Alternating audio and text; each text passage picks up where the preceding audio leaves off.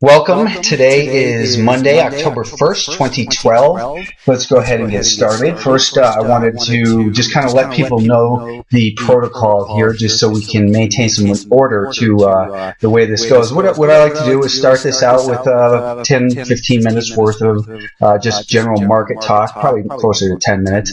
And then I'm going to review some stocks that Alpha Trend subscribers have been following here the last few days. After that, we will open it up, or I'm sorry, after that, there were a couple questions that have been sent to an email that I have for subscribers. I want to get to those first. And then we'll open it up to other questions, and the subscribers are going to get priority there. They have a code for for knowing that they'll be first. But anyways, let's go ahead and get started. The S&P 500 today did finish with a slight gain here, 38 cents, as we can see in the left column. And by the way, what we're looking at here is just some simple charts with simple moving averages, price, and volume. That's really all I look at. You'll see volume by price on a couple time frames. But what I like to do is look at very simple technical analysis. I don't think that technical analysis, in order to be successful, needs to be complicated.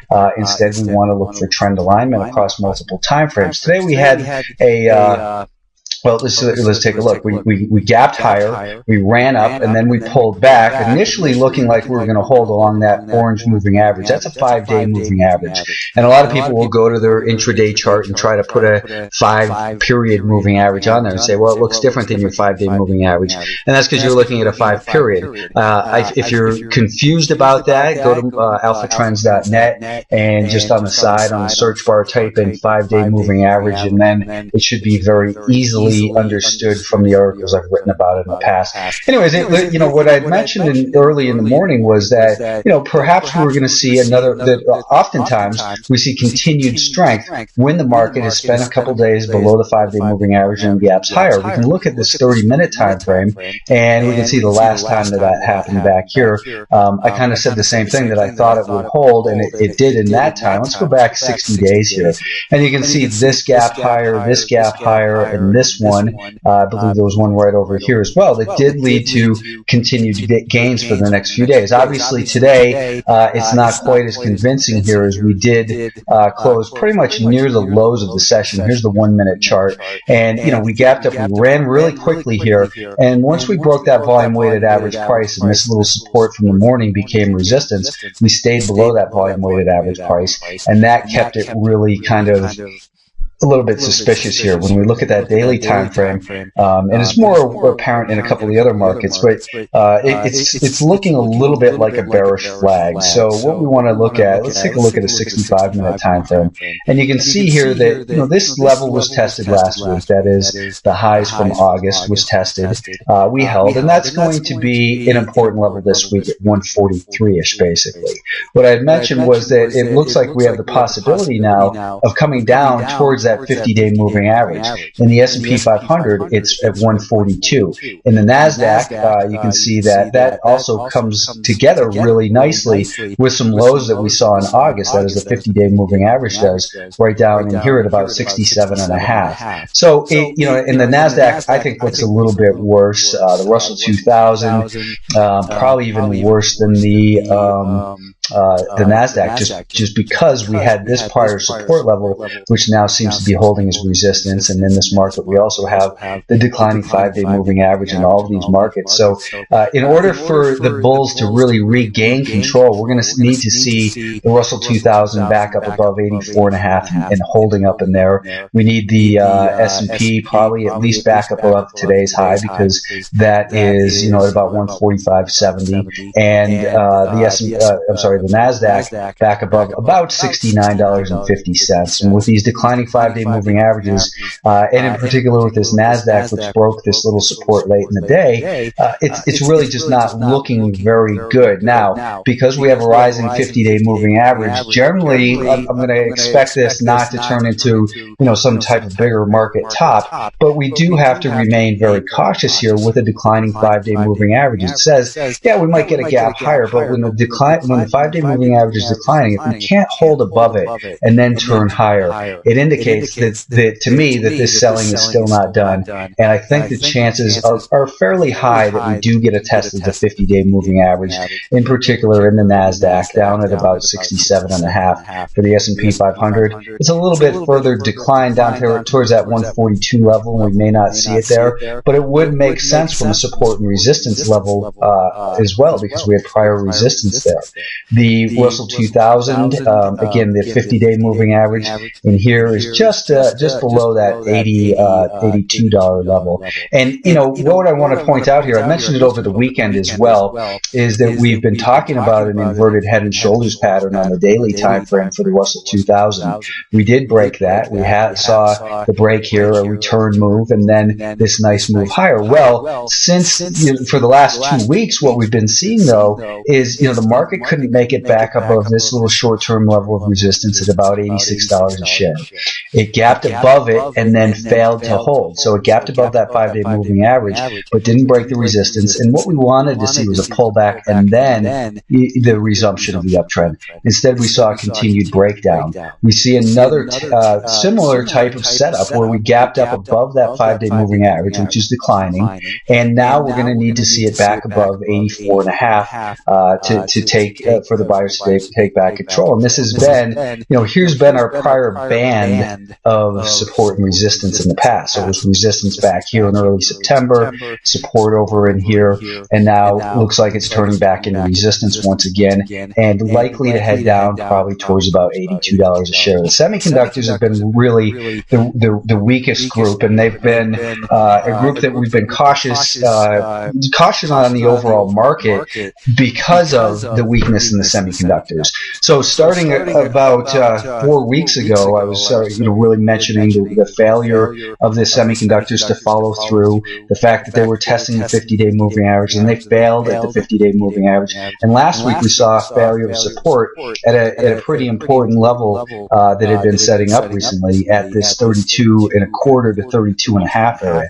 This is the prior band of support in here that you can look at it also as an inverted cup and handle if you want, or descending triangle, whatever you want to call it, is not really as relevant as what's the direction of these 5, 10, and 20-day moving average. And the fact that we're coming down and hammering at that support made the breakdown inevitable. Now this area is what I would consider to be the important band of resistance that we're going to need to get back above. We're going to need to recapture and hold 3250 for these semiconductors to really kind of be, more neutral than anything, not even bullish, but more neutral. If they were to do that, then they will have trapped a lot of shorts down here. I don't think that's the case, though. To me, they look like they're continuing to show signs of weakness, but very near term, above 32 should lead to a test of 32.5. But breaking the 3150 seems more likely because all these moving averages are heading lower. So we still have to be very vigilant overall in this market. The financials, again, I mentioned this a lot too, is we don't want to buy pullbacks. You look at this and say, hey, great breakout at 1520. Took out the resistance at 1575, 1580 as well, and that was a level we were focused on based on this prior little resistance in here. And then we were focused on this level. Well, the market was making a nice uptrend here, and the daily time frame, it started pulling back. Now, some people like to buy a pullback to a 10-day moving average or a 20-day moving average. And as I often say, maybe even ad nauseum, that we don't want to buy pullbacks to a perceived level of support. Just because it was prior resistance doesn't mean it will be support, or at a important moving average. Just because we follow these moving averages doesn't mean we follow them blindly. What we want to look at the moving averages is as a level, something objective to compare price to. And when we see the direction of the intermediate term moving average, in this case the 5-day moving average, heading lower, we consider it guilty till proven innocent until it's able to make a pattern of higher highs and higher lows and hold that. We want to see the 5-day moving average flatten out and then begin to get dragged higher. So in the case of the financials, we're seeing in here that, it was good to see this little break past the 5-day moving average and this resistance from last week that actually had been supported here as well. But really now we need, so this was 5, 4, 3, 2. Tomorrow we're going to get rid of this day. So unless the market is back up above that level, this 5-day moving average should continue to decline at a slight pace. But, we're not getting the confirmation that we have an uptrend on the short term as well as the longer term time frame. So it's more neutral. It's in watch mode for rebuilding and giving us a buy signal. But right now they're just not there yet, and they remain under basically a yellow flag when we have that declining 5-day moving average. Now the financials are a little bit better set up than the other markets that we looked at. However, it's still kind of sketchy in here, so not a lot of confidence. Today we did have a good advanced decline line. We had about 18 advancers to 11 decliners was the last numbers I had seen. Well, 18 to 11, 1864 to 1161 decliners. So, the average stock was up, but we're still seeing that the market, it's not quite convincing that the buyers are really here to make a stand right yet. So keep an eye on that 50-day moving average. If we get down towards there, I know some of you are going to stick your bids in. That's what happens, and hopefully that'll work for you. I'm going to wait for more confirmation from the individual, from the action of the market itself. Now, when I have a cautious outlook like this on the market, what I like to do is I like to still look at stocks objectively. Each day, at the end of the day, I look at a bunch of stocks for new trading candidates for the next day, and all the trading candidates that I look for are meant as swing trade candidates. Stocks that are going to trade, that we're going to be able to hold from either a day trade or up to 3, 4, 5 days. So we're looking for a swing trade setup, but oftentimes I personally will day trade a lot of them, so will a lot of the subscribers. But the point is, and somebody asked me this today, is do I have a track record that I keep of the subscription, picks, basically? And I do not, because they're not necessarily picks so much as I'm telling you exactly what to do. I think that to outline a stock the night before, and even with chat room, I don't want to have 100 people doing the same exact thing as me. If I did that, I'd just go back to managing money. My job is to help you realize the setups and the logic of those setups, and then you have to decide whether or not you want to take the trade, because maybe you don't like to short it all. Maybe you don't like $2 stocks. Maybe you don't like $300 stocks.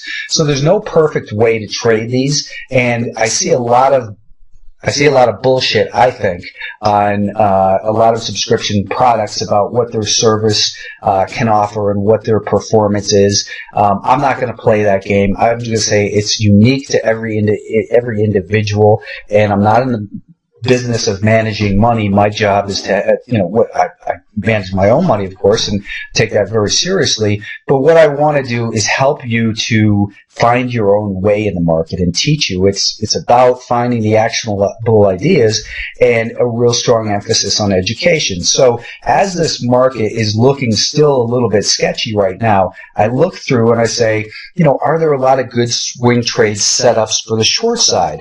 And I'm not really seeing, at the end of my scans, I don't see a lot of good swing trade setups on the short side. So what I prefer to do is, if I'm going to look for short exposure, I like to do it through the indices. Now, whether you want to trade the SPY, the Russell 2000, you want to trade the TNA and the TZA, which are the triples. If you want to go to the doubles, which are TWM and UWM, or if you just want to go for IWM and get no leverage on it, that's up to you as well. It's unique to every individual person. Do you want to get that, rocket fuel on the short side where TZA can advance? This is a triple short, basically. Buy it. If the Russell declines 1%, this should, in theory, it's supposed to advance 3%. They're complicated products because of the way the math is structured, and I'm not going to, that's beyond the subject of what we're talking about here. But it's up to each individual to say, here's how I want to implement it myself.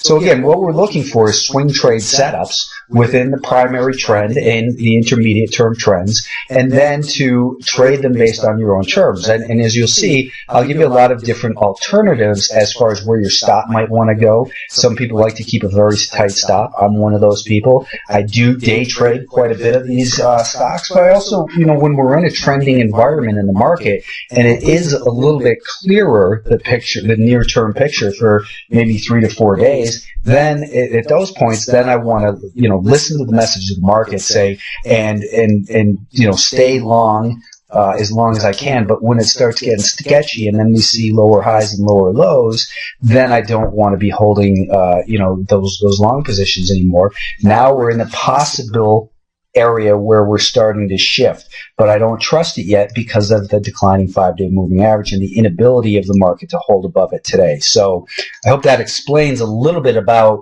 the way that I like to look at it. Now what we want to do is take a look at some stocks. By the way, I don't want to turn this into a marketing event. That's not my plan. If you're in here, I am going to tell you though, I'm going to post this link in the chat area under the questions, that is. And hopefully you guys can see that. I don't know where that went. Did that even work? I don't even think it worked. So anyways, I'll post it on Twitter because I'm sure a lot of you heard of that. But, it's normally $799 a year or $99 a month. And this link that I'm trying to post, it for some reason will not go. I didn't copy it. Let's see. Allows you to purchase it for $3.99 a year, and that'll be good through October 25th. There's a YouTube video I did that describes it as well. Seems to be under my chart. It's supposed to be in the chat. I don't know why that is. And again, I don't want to turn this into a marketing event. I will post it on Twitter, but hopefully, this is, people say, well, can I get a free sample or whatever?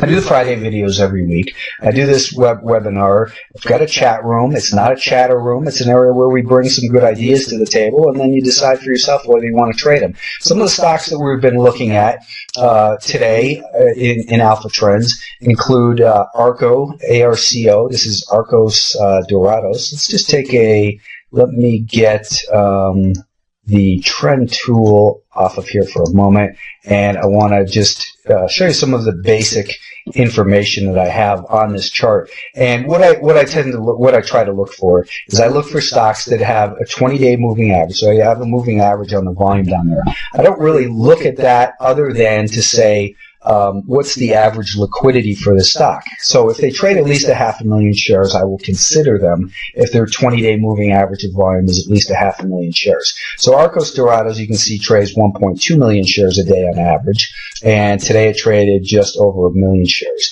The stock is above its rising 10, 20, and 50-day moving average. This was an IPO about, I think, 1.5 years ago. They're a Latin American McDonald's franchisee, and it got smashed like a lot of IPOs.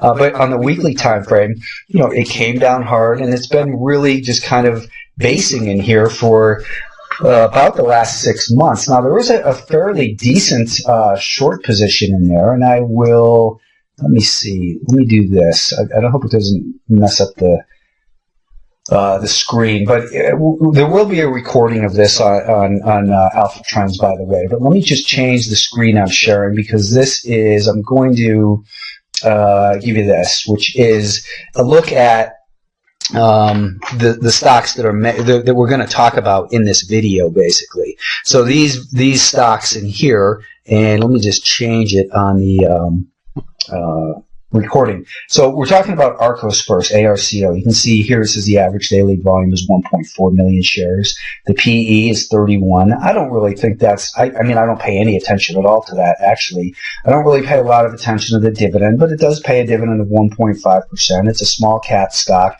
with a short interest ratio of 8.2, meaning it would take 8.2 days of the average volume of 1.4 million for the shorts to cover their position. Now, so that means the total outstanding shares short is 8.2 times 1.4 million, or about, what would that be? I don't know, 12 million shares, something like that, short.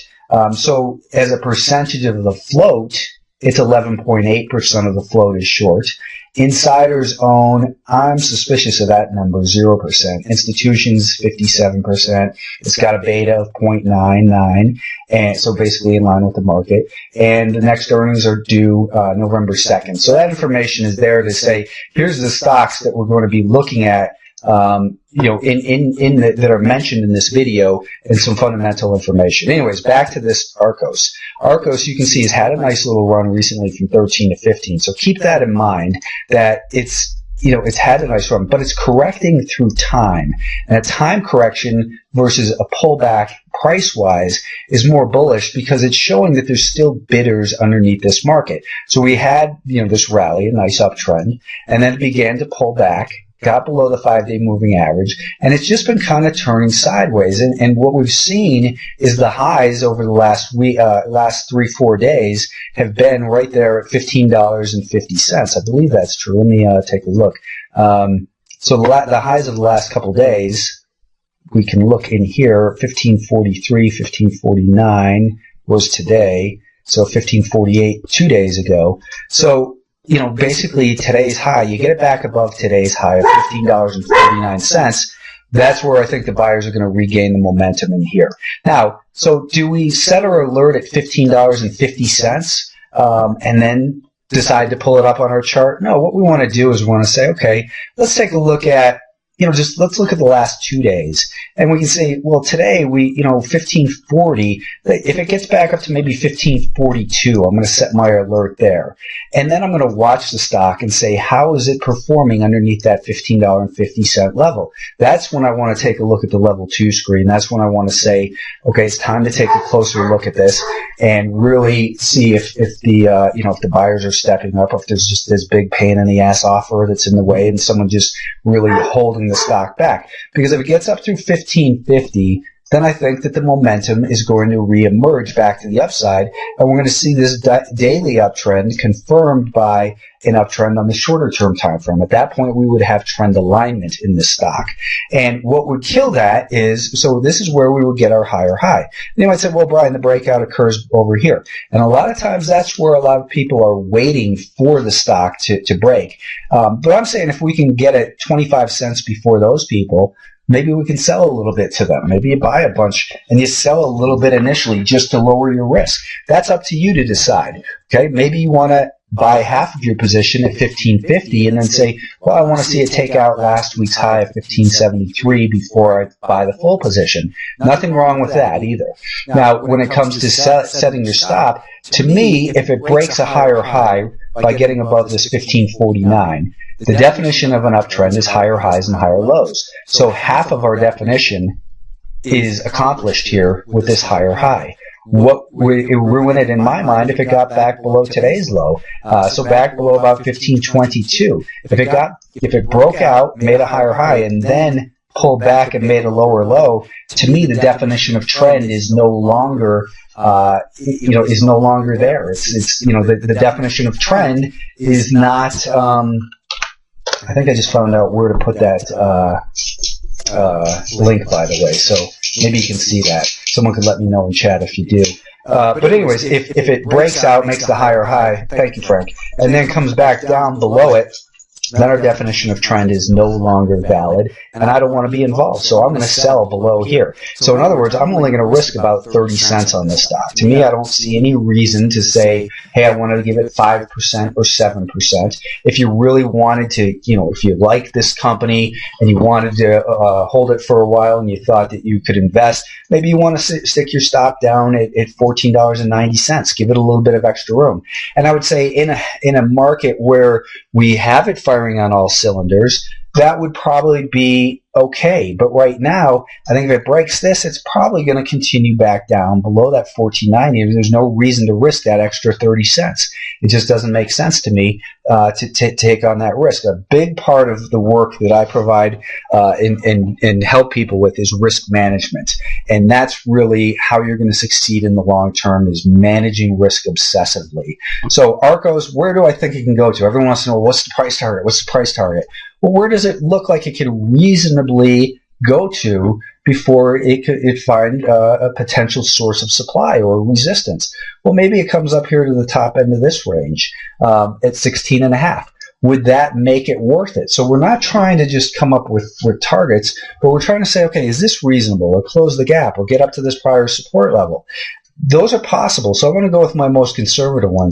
Let's say it can get it back up to that high that it made from that day that it got crushed, and it's been coming down. If it filled in that hole up to 16.5, would it be worth risking 30 cents a share to make $1 on the upside at our conservative price target? So would you risk 30 cents to make $1? And the answer should be, I hope, yes. You would. That falls within a very good risk to reward ratio. You're risking 30 cents to make $1. That's a good risk reward. Another stock we're looking at that didn't fire a signal today, and this is where, especially in a market like we have now, that you don't want to be in the habit of going in and anticipating the trade. Well, you want to anticipate. Don't get me wrong on that. We always want to anticipate all potential scenarios, but then wait for price confirmation before we actually participate in a trade. So we don't want to participate until price gives us a reason to. And in the case of MIPS, MIPS is a symbol here, we've had resistance at $7.50 repeatedly over the last week and a half. So breaking that level looks like it could go. But, what's the price objective here? We have to look. We can't look at just this amount. We have to look further to the left. We have to look further back in time. So we'll look at a weekly time frame. And this is a great example of a stock that was in a huge uptrend. It got crushed. If they didn't scare you out, they wore you out. And the declining moving averages are usually going to say this stock is not ready to go yet. But over the last year and a half, you can see they did that wearing out. And now all these moving averages, that is the 50, the 100, the 150, and the 200, or the 10, 20, 30, and 40-week moving average, are all turning higher, and the stock is holding above all those moving averages. So where does it look like it's likely for this stock to encounter the next potential source of resistance? Maybe up at about 8.25 or so. It looks reasonable to me. And if we look at this stock and we say, okay, we're not going to buy it unless it clears this $7.50 level. And same thing here. We don't want to set our alert for $7.50. We want to set it at $7.48 and start watching the stock. That's what we did today. We were watching it there. And I was hoping that this little pullback would then, it got up to 749. I was hoping it would pull back a little bit to the VWAP and then break through. And I was going to try to help break it out by buying a bunch of that 750. So you want to wait. You want to anticipate, but you want to wait for price confirmation before you actually participate in the trade and put your money at risk. Because otherwise, if you bought early today, you're down in the stock 15 cents, and that's not a big amount. But if you have 5 of these in your portfolio and they're all just sitting there doing nothing, then you're not really liking the market. So at this point, up through 750 looks reasonable, with a worst case stop right now below today's low of 730. Ideally, we could make that a little bit tighter, but 20 cents worth of risk for 75 cents of upside, that's a good risk reward. I will take those setups, and it's got that momentum behind it on the larger term time frame. We don't have earnings due out till October 25th in here, so we're not likely to get blindsided by earnings. We're looking at Onyx, and I was telling subscribers, because the biotech stocks, it's been in a huge uptrend, Onyx, and it has a history of making these huge moves and then just getting the shit kicked out of it. Well, obviously, we don't want to be part of that, so we have to be aware of the personality of the stock. The personality of Onyx is, this thing's a little bit psycho, but it broke past some resistance that we caught. A lot of people were calling this a double top, and I said, no, it looks like it's got a higher low. It had a little shakeout, and then it ran. It got a nice move. Now it's been kind of sideways, and it probably has to clear about 86 to get the upward momentum in there. Right now, we're finding some support. We're holding above a rising 5-day moving average, and it just needs a kick in the pants to get going. But if it starts breaking down, ideally, this is a higher low here, so we would only risk $1 instead of 2. But if it starts breaking down, move to the sidelines quickly. Again, understand the personality of the stock. Do you want to be involved in something that has these types of gut-wrenching declines on a fairly regular basis after big advances? So it looks like a good risk-reward and a nice tight base up in here, but be quick to exit. Don't wait for the women and children. Knock them aside and hit your sell order. We've also been watching this Orex because Orex is another, it's a therapeutic biotech. So as I've been telling subscribers, I own some call options on this. I don't have the stomach to hold this. I don't know what it is that these guys. I know they have a drug for obesity, and I believe that got approved somewhere over in here. A lot of good that did by buying on the headlines, but it's recovered. It trades good volume, 2.9 million shares a day on average. It's another one of these wacky biotechs, though. It's got a good story. Maybe the science is good, maybe it's not. It's trying, it's been trying to grind higher past 580. It's not giving us a reason to get out of it yet, but back below 565, maybe I would say that Orex is probably going to need more time to consolidate. It might even pull all the way back to $5 a share. So again, I don't trust this type of stock, and I'm not interested in taking the risk that's associated with with holding the individual name. A lot of you probably saw the call on Yelp. I did a short video on it last week, last Thursday morning, and it got beyond that 2650 level I was talking about, and it's been a nice trade since there. It had a good rally today. As I told subscribers, I got out of some here at daily R2. I like the way it held up, though. It's slightly below the volume weighted average price. We'll do that somewhere else. It's slightly below the volume-weighted average price, so I think it gets back above this level tomorrow, probably above 2790-ish. That it's probably good for another purchase. Paul, we're not doing questions right now. If you could hold that, I'd appreciate it.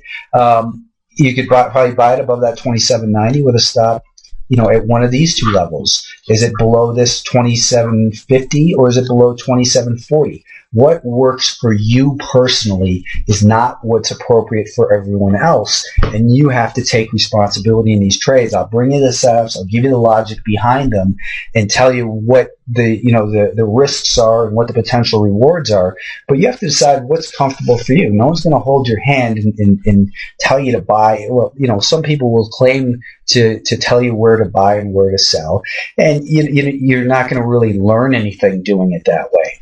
Back above that level, I think it gets going. If you're in this one, I hope a lot of you are, I would say your stop probably goes just below the 2-day volume weighted average price, so maybe at about 27.25. And the 2-day volume weighted average price, because that's where it broke, and 27.25 would still say we're locking in a profit. I'm not going to ride this thing back down and take a loss on it. That's for sure. I'm not going to. And I think you'd be a fool to do so.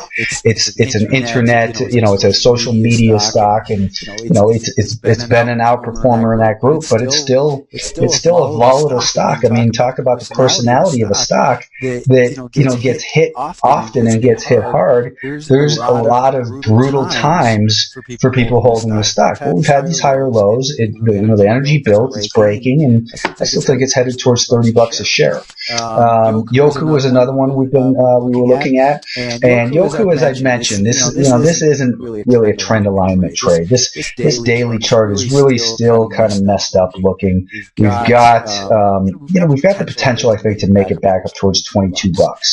So it's got good volume, about 2 million shares a day. But realistically, you look at the weekly chart. It's probably neutral at best on the weekly chart, but it's building, and maybe we're going to get another one of these pushes higher. We've got a little bit of resistance in here recently at basically 1890. I would like at this point, we were talking about buying it above this level here. So if you're in it, subscribers, I'd say you stop. Maybe break even, or I'd say 18.25 or so. You don't want to take a lot of risk, but getting back above today's highs, maybe that's where the next push comes, and we would get for a new entry. You could put your stop just below that 1850, which would qualify as our higher low. So, you can still get involved in this with a fairly low amount of risk, and potentially we're going to head back up towards that 21 that we were at just a couple of weeks ago. The new ideas would include, and these are all long ideas, and you're saying, well, Brian, I thought you're a little suspicious of the market, and I am. I am suspicious of the market, but I believe that the better opportunities are in scalping the indexes on the short side, in particular with the leveraged ETFs, if it's your personality to trade those things. So the align, these are just setups. You don't trade them unless they trigger, and then you manage risk obsessively. Align Technology ALGN, great weekly uptrend, daily uptrend, real nice. It broke some resistance at 36 about a month ago. That resistance was tested. The resistance became support. Now we're kind of trading in this band here, going sideways. Today, it got back up above that 5-day moving average. It ran real quickly. We didn't buy this one, and I don't think that it made sense to chase it unless you're somehow watching it early on. But what I like about this one is the way that ran up on some volume, and then it began pulling back on lighter volume here.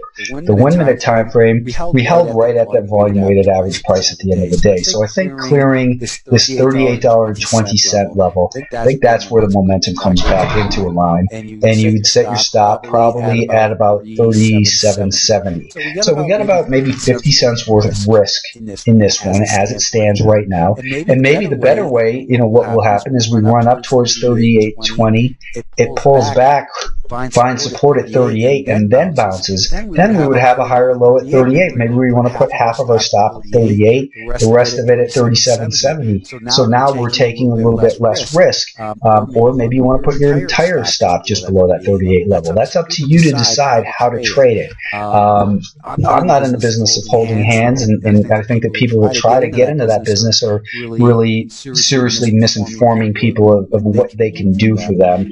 And same with, again, these track records that people pull up. I think they're just completely, they're not made up. I think they're, best case scenarios a lot of time.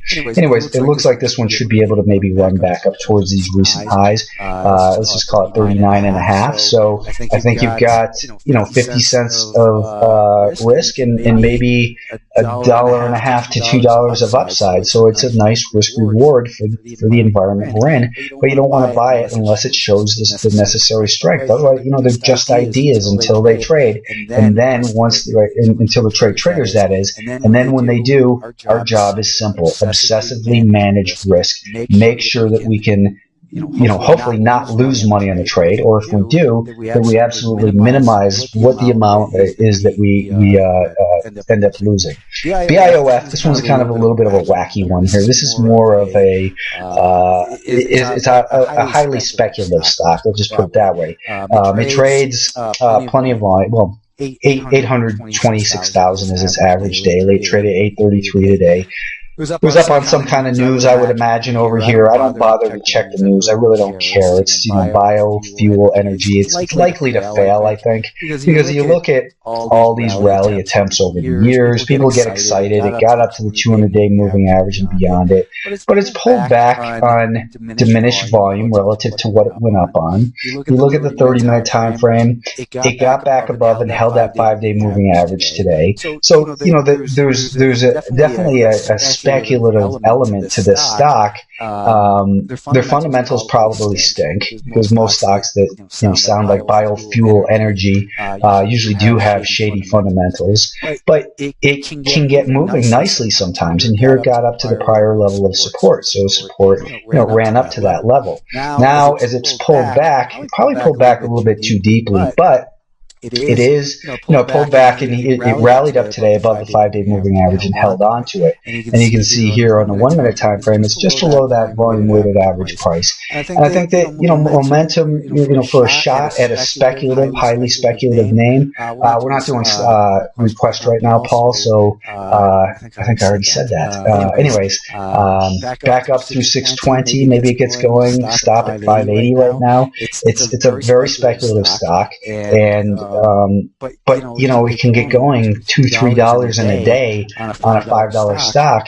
Those are fun to catch on a small amount of shares. If the rest of the market is quiet and you're watching it, it's okay to keep an eye on that sort of thing. Forest Labs, FRX, it's a generic drug maker, and these drugs have looked bullish all year, but they kind of rally and then putter out a little bit, I guess. So keep that in mind. It's got good average daily volume. We can see that, it trades 2.3 million shares a day. It broke out to some new highs here just a couple of weeks ago. It's pulled back on diminished volume. And similar to the last stock, it was pulling back. We don't want to buy pullbacks. Instead, we want to see it get back up and hold. And now, if we can hold in this area, and we've got this tight range today, so that if we break today's range to the upside, we can set our stop just below here. And then I think, we'll move back up towards at least this 37.5 seems likely to me for maybe 20-30 cents worth of risk. So again, it's not about the most well-known name, about trading Facebook every day, or the most liquid name like Intel, but finding liquid names that are set up in a low-risk, high-potential scenario where we wait for the price action to confirm that the momentum is back into it, and then we listen to the messages of the stock and say, okay, now it's pulling back. The market's telling us we need to move to the sidelines. I don't know what the market knows, but it always seems to know more than I do. I know that.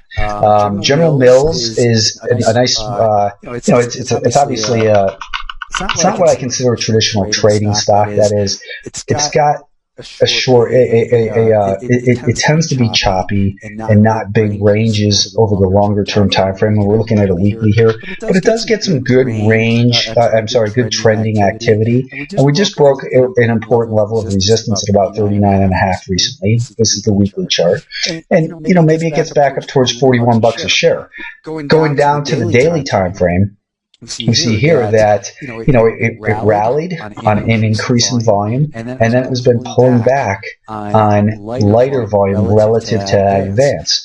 We're not looking at what's the average daily volume beyond how much does it trade. Can I trade my normal share size, and can I share this with people without thinking that our trading is going to affect the way the stock moves?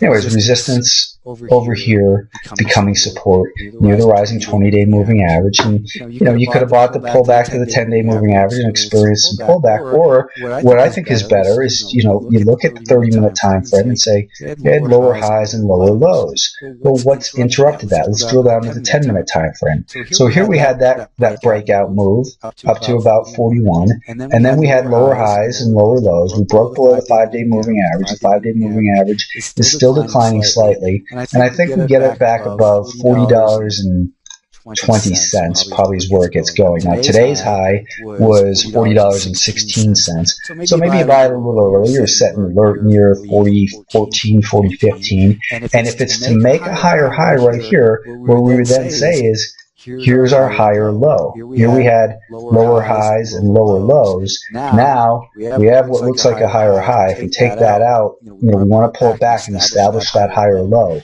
So our higher low being at about $39.88, let's just call it, we'd say if it breaks beyond that 40.20 and we buy it, our worst case stop will go at about $39.85. So we're going to risk about 45 cents. And it's not a whole lot of risk. It's a little more than 1%. And our potential upside is maybe about $1 towards the $41 level. So again, it's about risk reward, and it's about minimizing risk and looking for liquid opportunities like Potash, Saskatchewan. We still have a declining 50-day moving average in there, right? Bothers me a little bit, I guess, but it trades 6 million shares a day. You look at it, it's kind of making this inverted head and shoulders pattern in here on the daily time frame. And if you go back to a weekly, the stock's done a whole bunch of nothing all year, really.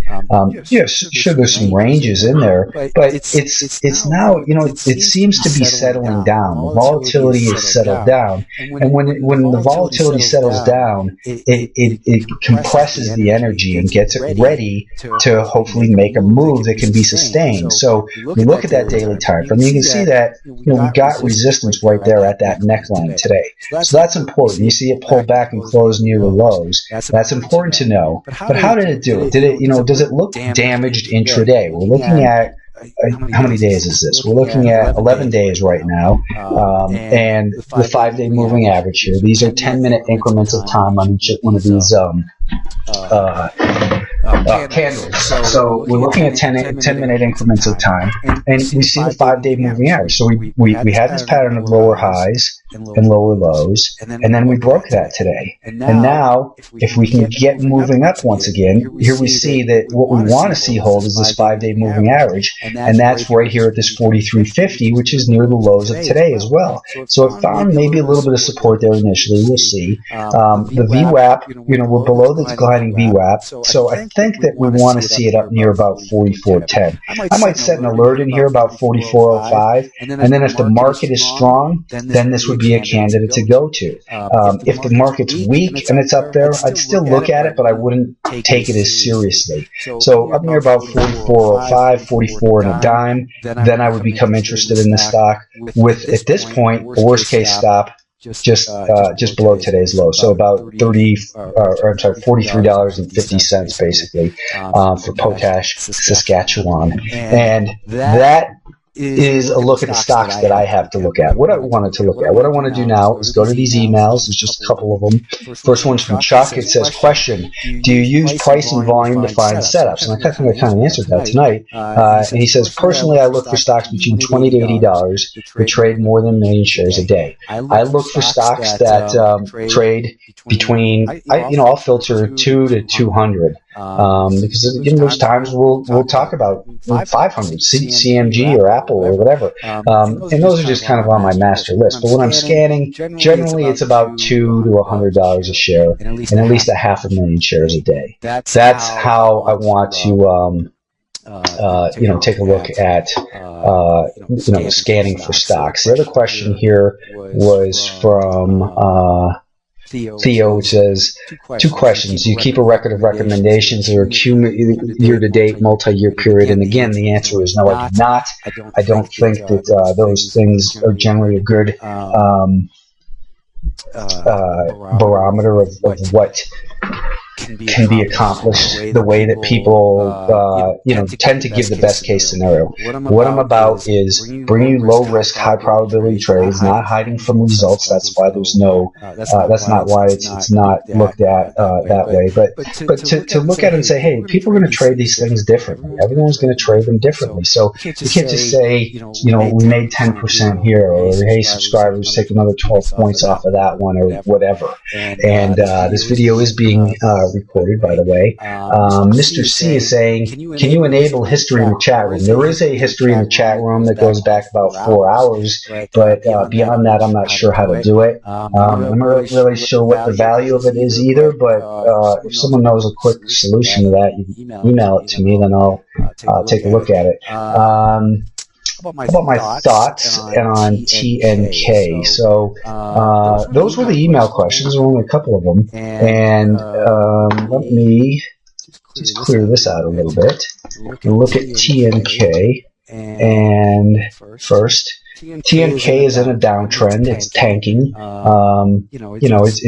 It's at the bottom of what someone, if you're the type of person, here's the thing, I'm a trend trader. What I look for is not to pick the lows or to buy at support. So I see a declining 10, 20, and 50-day moving average. I back it up, and I see a long-term mess as well. I tried to get going over here. It's not. It's just back down to these lows. It just looks awful to me. Best case you could say is it's at support, and maybe it's going to get a bounce here. But with a declining 10, 20, and 50-day moving average, it tells me money's coming out of this. This isn't my type of stock. If you were going to trade it, I would wait for a little bit of momentum, at least up through the highs from Friday, and let that 5-day moving average flatten out. But it's in a downtrend on pretty much every time frame you look at, so I would not want to be involved in this one. By the way, I'm ending the recording here. Sometimes they